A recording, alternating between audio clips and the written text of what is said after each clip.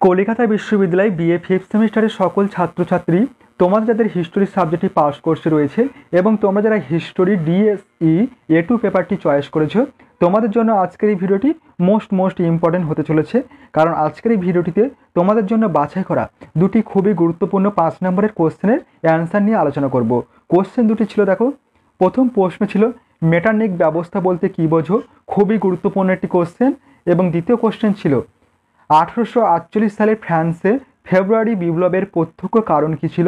খুবই গুরুত্বপূর্ণ এই কোশ্চেন দুটি, তাই বলবো সম্পূর্ণ কোশ্চেনের অ্যান্সার দুটি তোমরা খাতায় নোট ডাউন করে নিও এবং অবশ্যই তোমরা এই ভিডিওটি তোমাদের বন্ধুদের কাছে শেয়ার করে দিও এবং চ্যানেলে নতুন হয়ে থাকলে অবশ্যই তোমরা চ্যানেলটি সাবস্ক্রাইব করে রেখো এই ধরনের গুরুত্বপূর্ণ ভিডিও আরও পাওয়ার জন্য। চলো তোমরা কোশ্চেনের অ্যান্সার দুটি দেখে নাও। দেখো, তোমরা কোশ্চেনের অ্যান্সারটি দেখে নাও। তোমাদের প্রথম কোশ্চেন ছিল মেটারনিক ব্যবস্থা বলতে কী বোঝো, মোস্ট ইম্পর্ট্যান্ট একটি 5 নম্বরের কোশ্চেন। দেখো, উত্তরে বলা হয়েছে প্রথম পয়েন্ট ভূমিকা।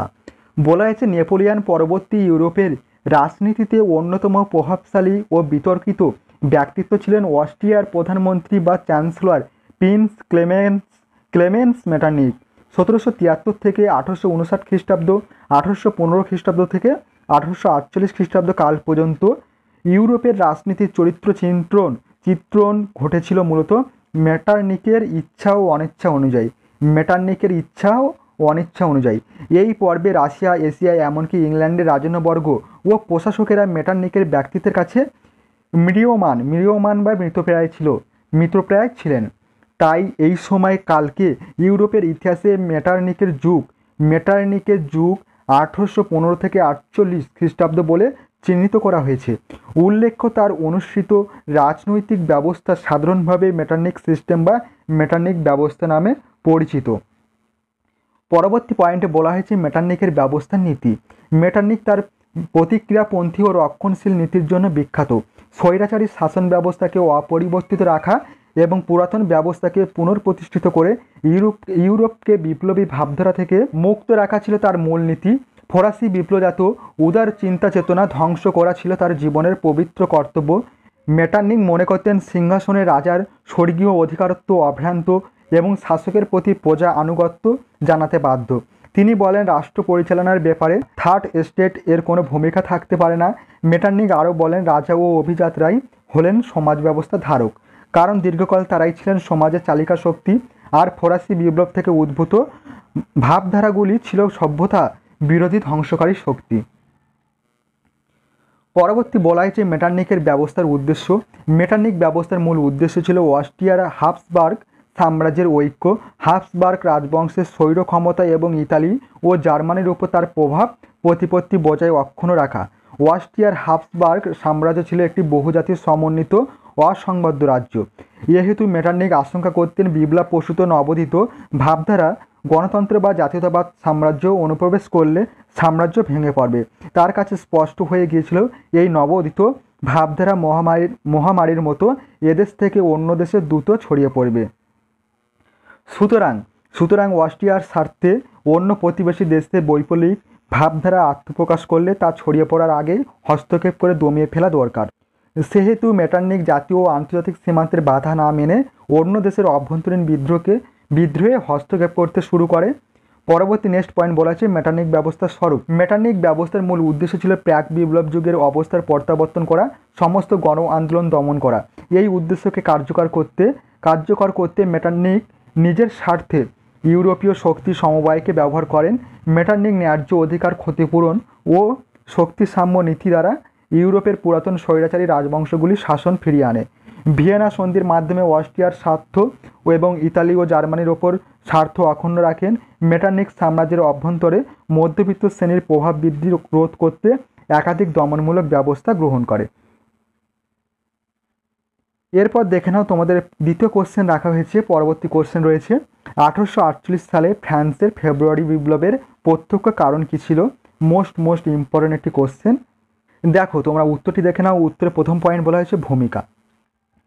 1830 খ্রিস্টাব্দের জুলাই বিপ্লবের দ্বারা ফরাসি জনগণ ওয়ারলিয়েন্স বংশোদ্ভূত লুই ফিলিপকে ফ্রান্সের সিংহাসনে বসান। লুই ফিলিপ ও জনগণের ক্ষমতার দ্বারা স্মরণ রেখে চিরাচরিত স্বৈরাচারী শাসনের পরিবর্তে উদার শাসননীতি প্রবর্তন করেন।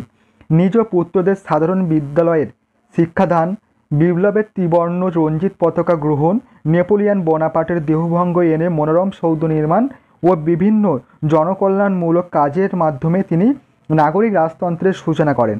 পররাষ্ট্রক্ষেত্রে তার মূলনীতি ছিল শান্তি বজায় রাখা এবং বাণিজ্যের প্রসার ঘটানো। এইভাবে দেশের সকল শ্রেণীর মানুষের সন্তুষ্টি বিধান ও দেশের সামগ্রিক উন্নয়নে লুই ফিলিপের শাসনের প্রধান উদ্দেশ্য হওয়া সত্ত্বেও নানা কারণে ফরাসি জনগণ তার বিরুদ্ধে ক্ষুব্ধ হয়ে ওঠে এবং 1848 খ্রিস্টাব্দে বিপ্লব শুরু করে। দেশের অভ্যন্তরীণ ও পররাষ্ট্রীয় ক্ষেত্রে অসন্তোষই ছিল উক্ত বিপ্লবের প্রধান কারণ। পরবর্তী পয়েন্ট বলা হয়েছে ফেব্রুয়ারি বিপ্লবের প্রত্যক্ষ কারণ।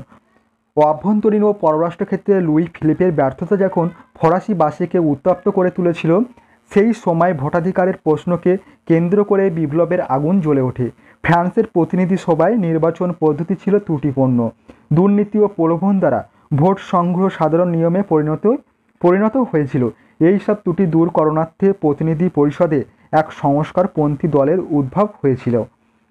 থ্রিয়াস ছিলেন এই দলের নেতা। এই দল ভোটাধিকার সম্প্রসারণের দাবিতে এক প্রস্তাব গ্রহণ করে, কিন্তু ফ্রান্সের প্রধানমন্ত্রী গিজো তা প্রত্যাখ্যান করেন। তখন এই দল জনসভার আয়োজন করে গিজোর পদত্যাগ দাবি করে। বাধ্য হয়ে লুই ফিলিপ গিজোকে বরখাস্ত করেন, কিন্তু গিজোর বাসভবনের সামনে বিক্ষোভরত জনতার উপর নিরাপত্তা বাহিনী গুলিবর্ষণ করলে সারা দেশে বিপ্লব ছড়িয়ে পড়ে। 1848 খ্রিস্টাব্দে লুই ফিলিপ সিংহাসন ত্যাগ করে ইংল্যান্ডে পালিয়ে যান। বিপ্লবীগণ ফ্রান্সের রাজতন্ত্রের অবসান ঘটিয়ে প্রজাতন্ত্র প্রতিষ্ঠা করে। ফেব্রুয়ারি মাসের সংগঠিত বলেই এই বিপ্লব ফেব্রুয়ারি বিপ্লব নামে খ্যাত। পরবর্তী পয়েন্ট দেখো, বলা হয়েছে ফলাফল। বলা হয়েছে ফেব্রুয়ারি বিপ্লবের ফলে ফ্রান্সে সমাজতন্ত্রবাদী প্রজাতন্ত্র প্রতিষ্ঠিত হয়েছিল। নতুন সংবিধান অনুযায়ী 750 সদস্যের এক কক্ষযুক্ত আইনসভা গঠনের ব্যবস্থা হয়। আরও স্থির জনসাধারণের ভোটে একজন রাষ্ট্রপতি নির্বাচিত হবেন।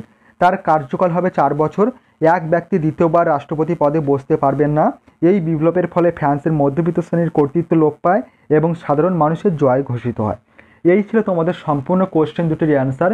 ভিডিওটি ভালো লেগে থাকলে অবশ্যই ভিডিওটিতে একটি লাইক প্রদান করো এবং চ্যানেলে নতুন হয়ে থাকলে অবশ্যই তোমরা চ্যানেলটি সাবস্ক্রাইব করে রেখো এবং অবশ্যই এই কোশ্চেন দুটির অ্যান্সার তোমরা খাতায় নোট ডাউন করে নিও এবং ভালোভাবে প্র্যাকটিস করো। এখন থেকে অবশ্যই তোমরা এই কোশ্চেন দুটি তোমাদের পরীক্ষার খাতায় কমন পেয়ে যাবে এবং তোমরা উপকৃত হবে।